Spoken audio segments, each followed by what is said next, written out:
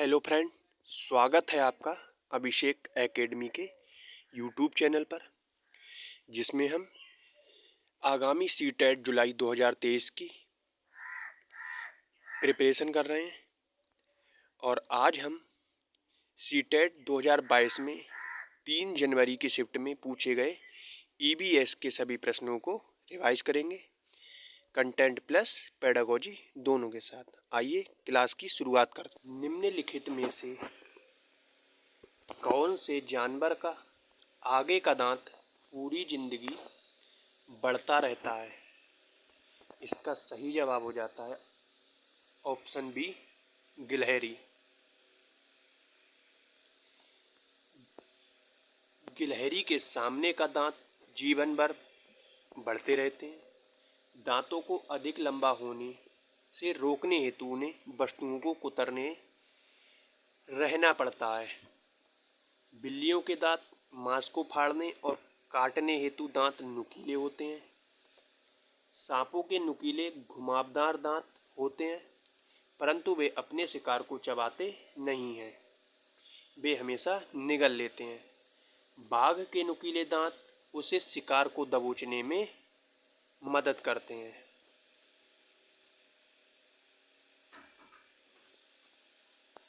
नीचे दिए गए विकल्पों में से मधुमक्खी की सर्वाधिक उपयुक्त विशेषताएं पहचानिए।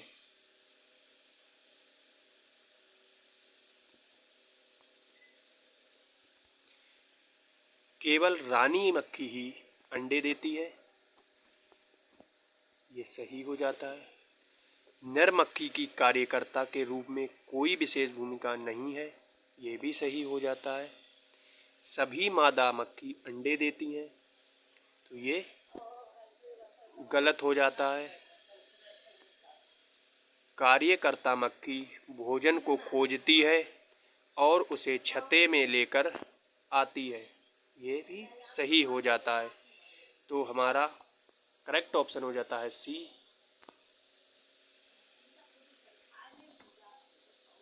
ए, बी और डी, सी वाला हमारा गलत हो जाता है। हर छत्ते में एक रानी मक्खी होती है जो अंडे देती है। छत्ते में कुछ नर मक्खी कार्यकर्ता भी होती हैं। छत्ते में बहुत सारी काम करने वाली मक्खियाँ भी होती हैं, यह दिन भर काम करती हैं। शहद के लिए फूलों का रस ढूंढती हैं। नर मक्खी की कार्यकर्ता के रूप में कोई विशेष भूमिका नहीं है तथा कार्यकर्ता मक्खी भोजन को खोजती है और उसे छत्ते में लेकर आती है।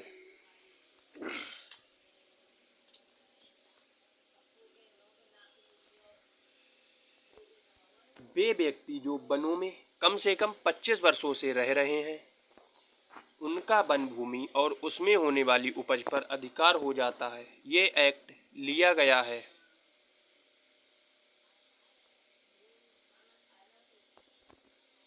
इसका सही जवाब हो जाता है ऑप्शन ए, वन एक्ट अधिकार 2007 से।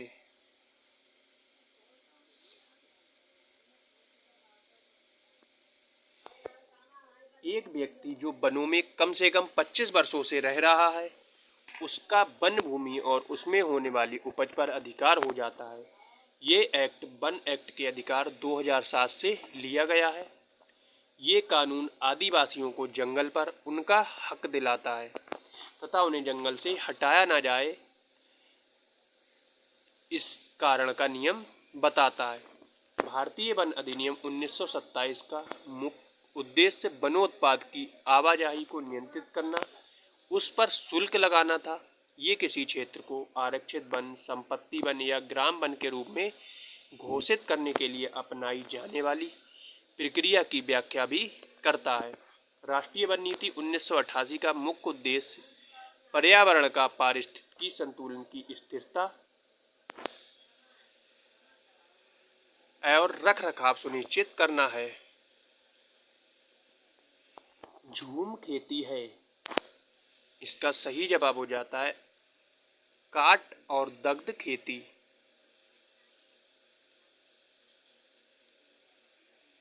झूम खेती काट और दग्ध खेती है। एक फसल कटने के बाद जमीन को कुछ साल की तक आराम करने देते हैं। उसमें खेती नहीं करते। इस जगह जो बांस या जंगल उग जाता है उसे उखाड़ते नहीं, सिर्फ गिराकर जला देते हैं। ये राख जमीन में खाद का काम करती है।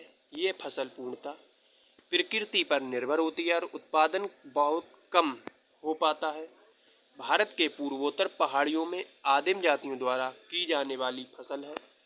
इस प्रणाली को अरुणाचल प्रदेश, नागालैंड, मिजोरम, मेघालय, त्रिपुरा और मणिपुर में अपनाया जाता है। रोनाल्ड रास को 1902 में चिकित्सा के क्षेत्र में नोबेल पुरस्कार शोध करने के लिए मिला। इसका सही जवाब हो जाता है मलेरिया मच्छर से फैलता है। रोनाल्ड रॉस को 1902 में चिकित्सा के क्षेत्र में नोबेल पुरस्कार मलेरिया मच्छर से फैलता है शोध करने के लिए मिला था।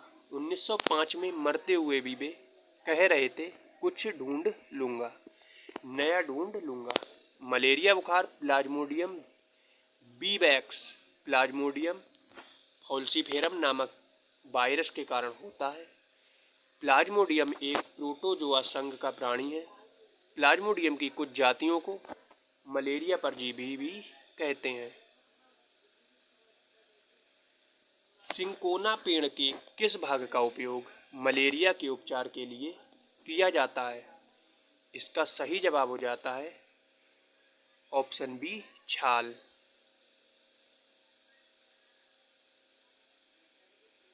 सांप के जहरीले दांतों को कहा जाता है? इसका सही जवाब हो जाता है फंक्स या विषदंत। सांप के जहरीले दांतों को विषदंत, मकड़ी, कराली और कालरात्रि भी कहा जाता है। इनके जहरीले होने के पीछे का कारण नुकीली ऊपरी जबड़े में मौजूद संशोधित दांत होते हैं। सांप के काटने पर वे स्टोरेज जहर को इंजेक्ट करते हैं। निम्नलिखित में से भारत में मिलने वाला कौन सा सांप जहरीला नहीं है?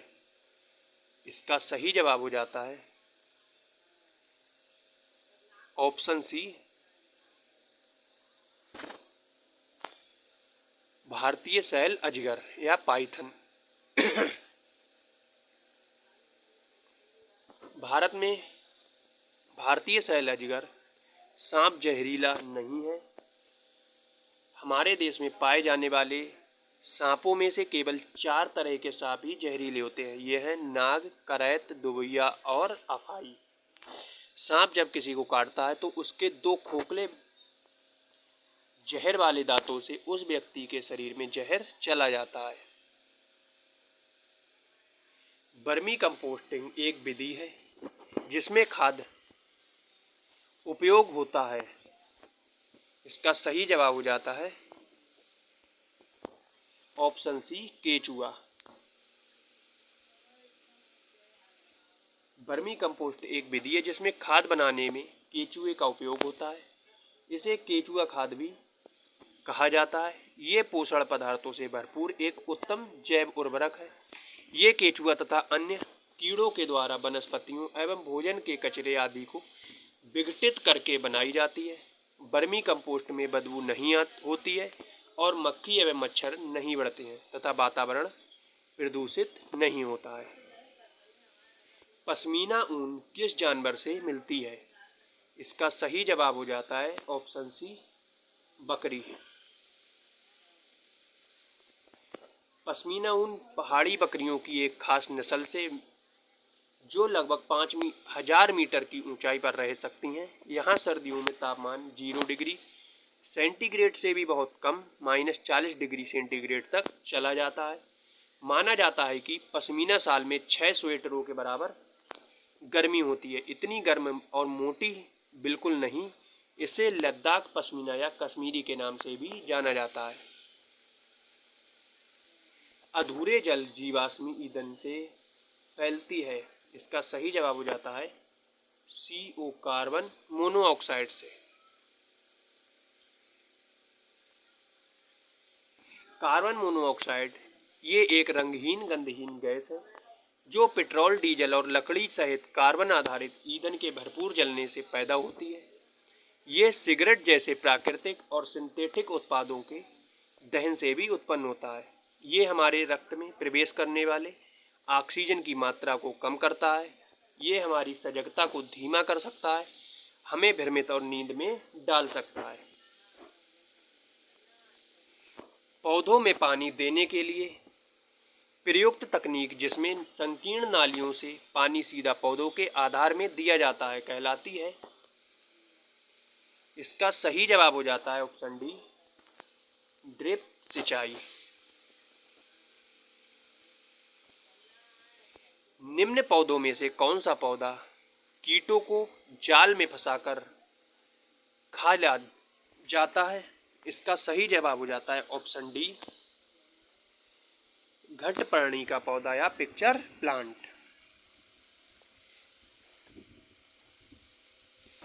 घटपर्णी का पौधा कीटों को जाल में फंसाता है और खा जाता है। ये द्विदली वर्ग नेपेंथीस कुल का कीटभक्षी पौधा है, जो श्रीलंका, असम तथा मेघालय राज्य की खासी पहाड़ियों का देशज है।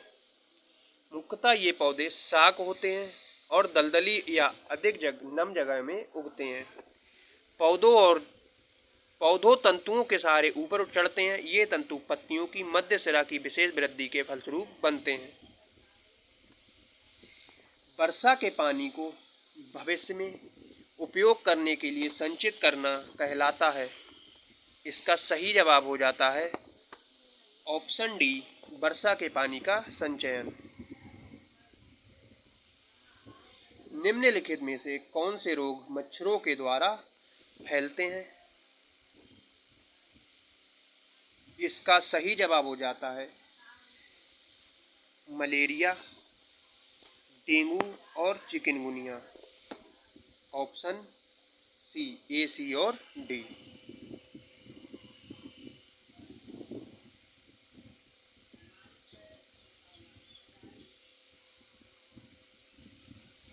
विद्यार्थी केंद्रित कक्षाएं विद्यार्थियों को सीखने के लिए सहायक वातावरण सुनिश्चित करती हैं। निम्न में से कौन सा इसी बात को प्रभावित करता है?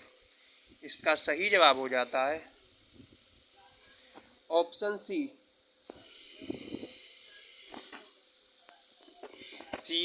शिक्षक ऐसी सीखने की परिस्थिति उपलब्ध कराता है जो विद्यार्थियों को अवसर देती है कि वे अवलोकन करें, खोज अन्वेषण करें, प्रश्न करें, प्रयोग करें और विभिन्न प्रत्ययों को समझ को विकसित करें।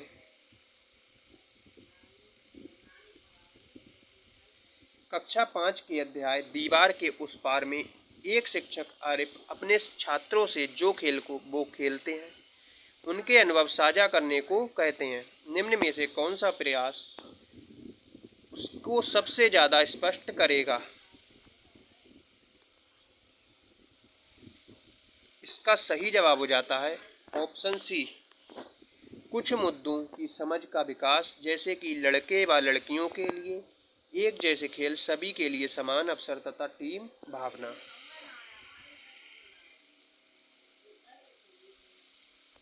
निम्न में से कौन सी विधि प्राथमिक कक्षाओं में ईवीएस की समझ के लिए सबसे उपयुक्त विधि है?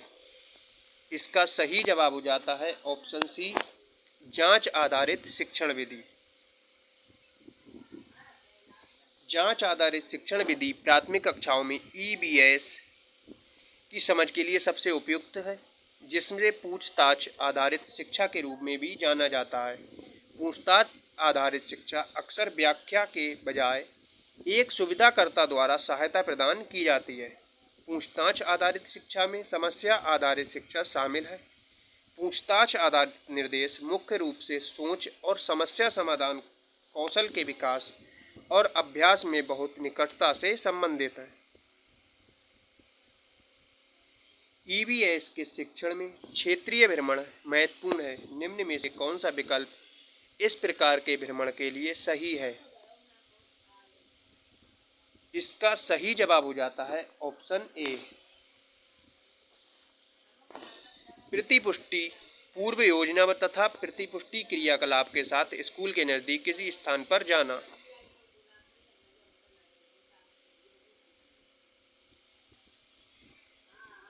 एक ईवीएस की कक्षा को खुशगवार कक्षा होना चाहिए। इस संदर्भ में निम्न में से कौन सा कथन सही होगा? इसका सही जवाब हो जाता है ऑप्शन सी, अवलोकन, अन्वेषण, प्रश्न पूछना एवं क्रियाकलाप करना।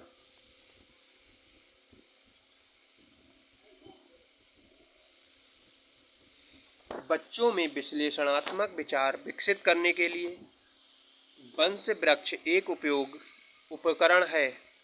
इसका सही जवाब है ऑप्शन डी, यह अनेक पीढ़ियों से परिवार के सदस्यों के आपसी संबंधों के बारे में है।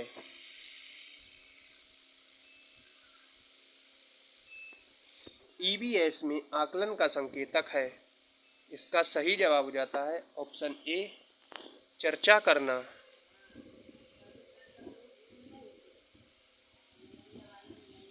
कक्षा 3 के विषय मानचित्रण के अंतर्गत कौन सा क्रियाकलाप छात्रों के लिए सबसे उपयुक्त होगा? इसका सही जवाब हो जाता है ऑप्शन बी, उनसे उनके घर से स्कूल का रास्ता अंकित करने को कहना।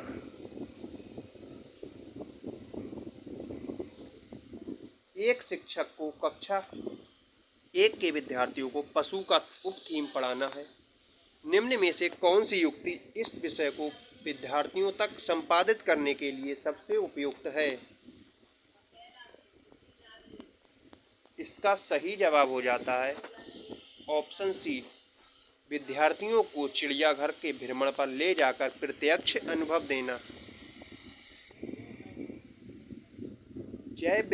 विद्यार्थियों को जैव विविधता का अनुभव देने के लिए कौन सी युक्ति ठीक है?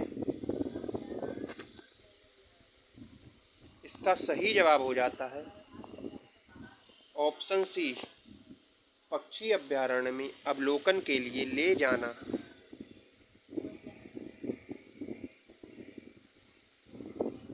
आदित्य एक होनहार विद्यार्थी है। उसे लगता है कि उसकी कक्षा के शिक्षक उसकी जिज्ञासा की पूर्ति के लिए कार्य करेंगे।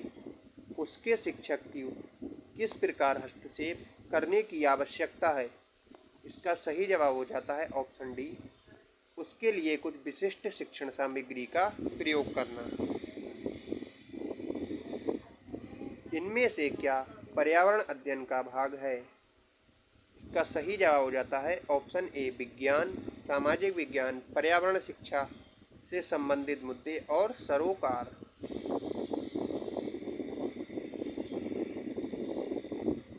धीमी गति से सीखने वाले विद्यार्थियों के लिए पर्यावरण अध्ययन में सिखाने के लिए नाटक एक उत्तम विधा मानी जाती है। कौन से कारण नाटक चुनने के लिए सबसे उचित हैं?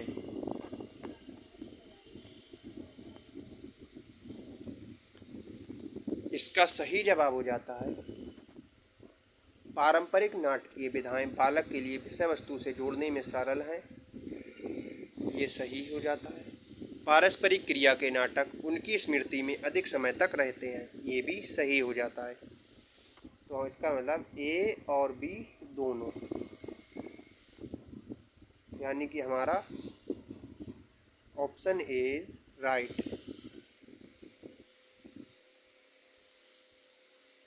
पर्यावरण अध्ययन की पाठ्य पुस्तक विद्यार्थियों को सहायता करती है। इसका सही जवाब हो जाता है ऑप्शन सी, सभी संसाधनों के द्वारा ज्ञान की रचना करने में। तो हमने गोली की तरह पर्यावरण में आए कंटेंट और पेडागोजी दोनों के 30 प्रश्नों को रिवाइज किया और मिलते हैं कल दूसरी शिफ्ट लेकर, जो 2023 और 2022 में ऑनलाइन पेपरों में हुई थी। Tata bye bye.